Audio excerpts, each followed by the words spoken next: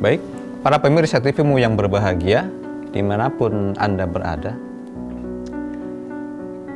kita melihat, mencoba mempelajari satu daerah di belahan dunia, di mana Islam ketika itu mayoritas.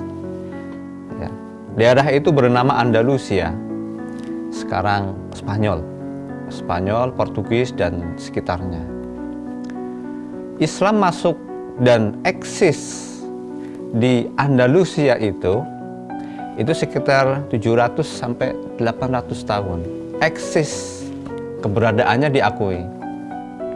Dan Islam di Andalusia, Daulah Bani Umayyah ketika itu memimpin peradaban itu sekitar 300-350 tahun.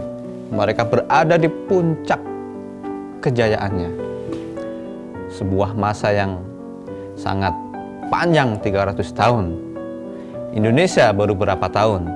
70-an tahun, dengan segala macam dilema dan permasalahan yang sedang kita hadapi bersama-sama.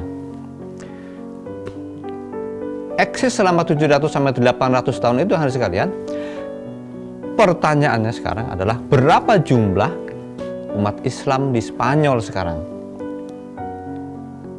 Nyari 100.000 Muslim di Spanyol susahnya bukan main, dibanding dengan mencari 100.000 Muslim di kota besar di Amerika misalnya.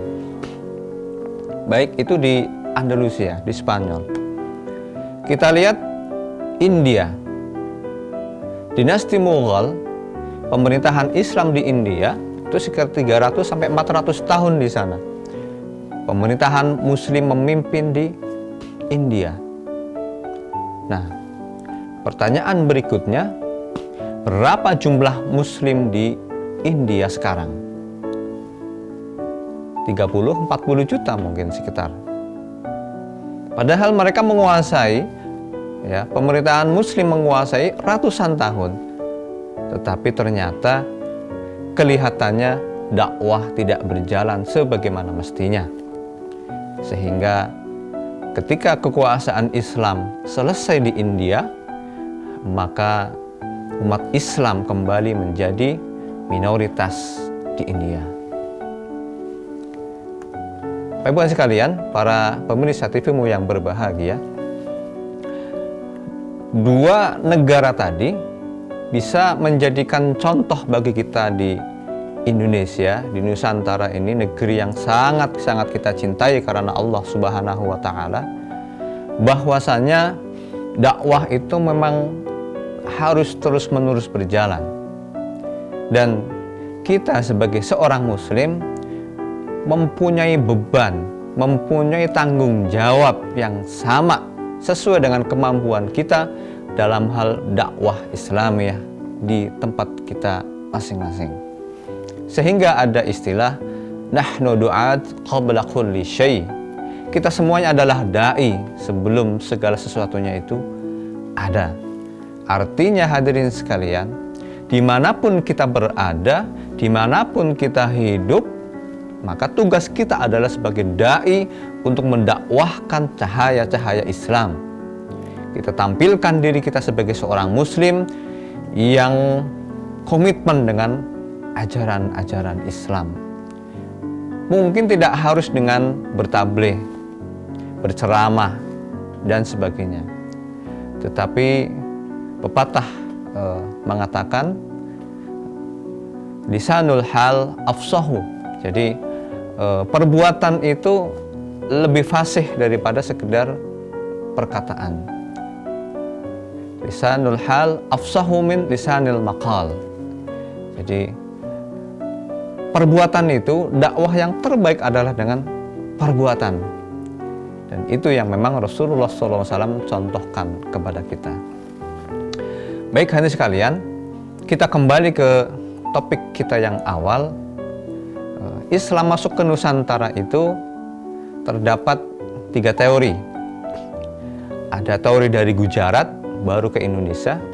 Ada teori dari Persia, yaitu oleh Husain Jayadiningrat. Dan satu lagi teori yang dianut oleh Allahyarham Profesor Dr. Buya Hamka. Beliau mengemukakan teori Arabia. Jadi ada 3 teori Gujarat, teori Persia, dan teori Arabia. Teori Gujarat ternyata dikeluarkan atau diusulkan oleh seorang yang cerdas, seorang yang luar biasa pemahaman keislamannya, tetapi sayang hidayah Islam tidak hinggap kepadanya barang satu hari pun. Dia adalah Profesor Dr. Snok Hurgronya. Sampai sekarang teori-teorinya masih banyak mendominasi dan dianut oleh masyarakat kita, mungkin tanpa kita rasakan. Tanpa kita rasakan, kita tahu, kita berpendapat yang dianut oleh Profesor Dr. Snok Hurgronya. Teori yang kedua adalah dari Persia. Tandanya katanya ada Syiah di Indonesia. Ada perayaan Tabut di Sumatera Barat, yang mana menurut Buya Hamka dalam bukunya Sejarah Umat Islam, perayaan Tabut ini dibawa oleh orang-orang Portugis. Jadi tidak asli dibawa oleh orang Islam. Jadi dua teori ini tertolak. Teori Gujarat dasarnya hanya batu nisannya Sultan Al-Malik As-Soleh dari kerajaan Samudra Pasai. Jadi seakan-akan Islam datang langsung bikin kerajaan. Tidak ada asimilasi, tidak ada dakwah, dan seterusnya. Dua teori ini tertolak jelas. Teori yang dianut oleh Buya Hamka adalah teori Arabia, di mana Islam datang langsung dari Arab, datang langsung dari tanah Arab, tidak lewat Gujarat atau lewat Persia. Memang peran Gujarat dan Persia ada, tetapi Islam yang dianut teorinya oleh Buya Hamka langsung dari Arab.